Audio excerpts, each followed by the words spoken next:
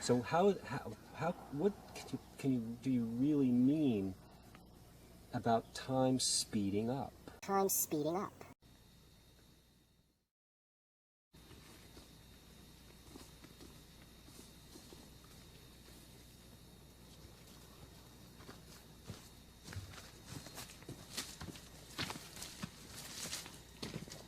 This has been a wild intellectual ride, leading to some pretty easily stated conclusions.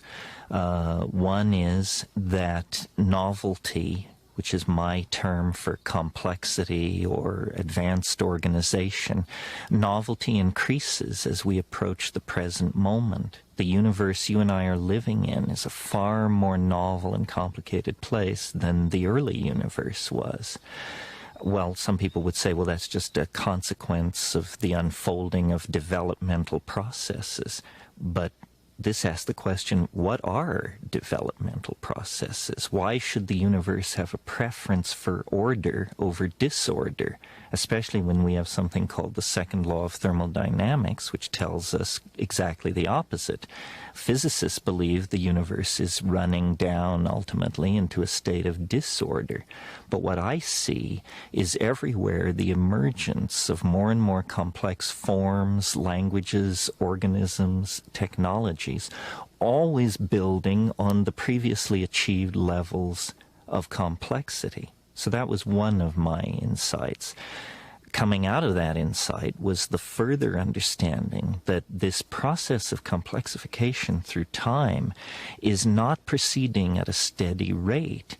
It actually follows a kind of asymptotic curve. In other words, it's happening faster and faster.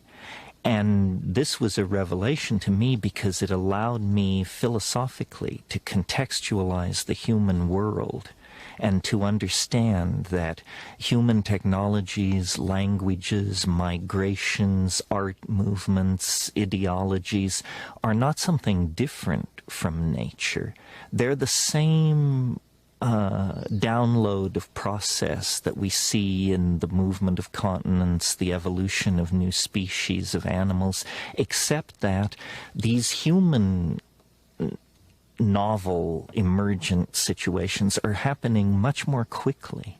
So I see the cosmos, if you will, as a kind of novelty-producing engine, a kind of machine which produces complexity in all realms, physical, chemical, social, whatever, and then uses that achieved level of complexity as the platform for further complexity.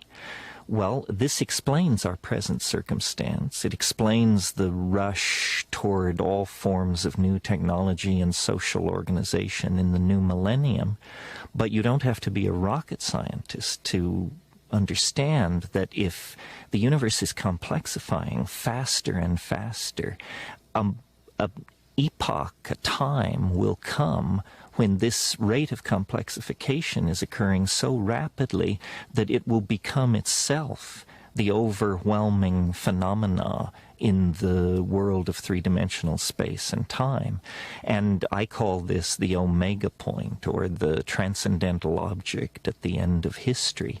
And I believe it is not that far off, that with the emergence of global internet, a human population of several billions, an electronic noosphere, that we are now within the shadow of this transcendental object at the end of time. Our religions sense it. That's what gives them their apocalyptic intuitions.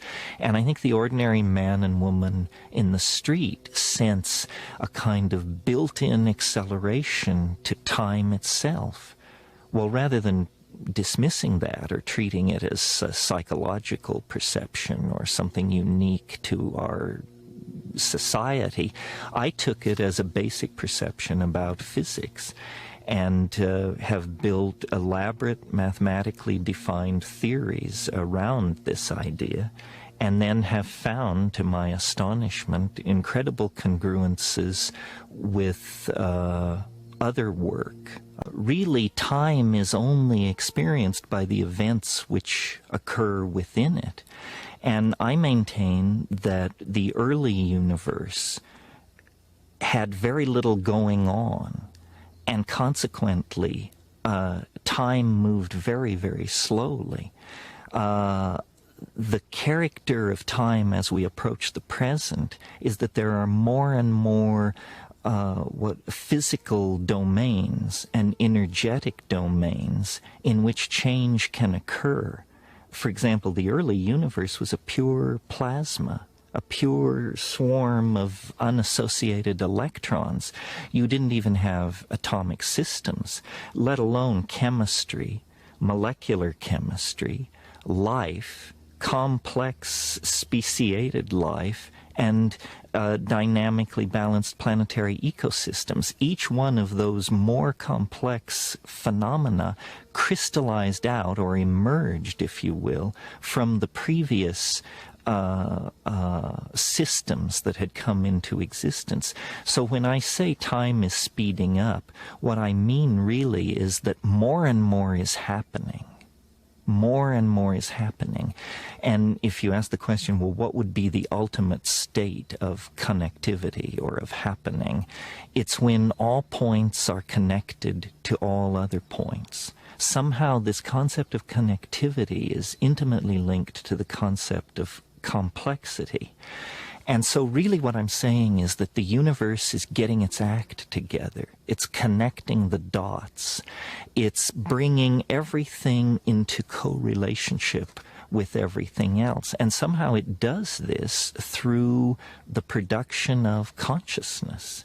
Consciousness is this integrative function in biology which takes data which may appear profoundly unrelated, and in fact brings it into some kind of a congruent relationship. We say an organism coordinates a point of view. Well, in a way, what's happening over time is that the universe is coordinating a point of view. And as it does this, it becomes somehow more aware, more self-conscious, more being-like and less thing-like. And as I said, this process is not proceeding at a steady pace. It's proceeding faster and faster. More connectivity occurs now in a calendar year than occurred in 1,000,000 years, 1,000,000,000 years ago. So somehow, as we approach the present, we find ourselves in an ever denser realm of activity, interrelationship, connectivity, and the result of this is more of the same, producing a shrinking globe, ever more immersive technologies, dissolution of political, social, gender, and class boundaries of all sorts. So that's what I mean when I say the universe is speeding up. You know, before the advent of man, of human beings, the fastest changes on this planet of any consequence were genetic changes, changes in the genomes of plants and animals. Well, biologists know that for a fruit fly to add a spur to its leg, for a bird to change its plumage, you need hundreds of thousands, sometimes millions of years of evolutionary time. With the advent of human beings using spoken language, a new kind of possibility was born. It's called epigenetic change. In other words, change which is not about genes, but which is about languages, customs, behaviors of human beings. Epigenetic change reaches its dramatic culmination in speech, writing, and communication of all sorts. And so the carriers of epigenetic change, the human beings, are automatically then the carriers of accelerated novelty.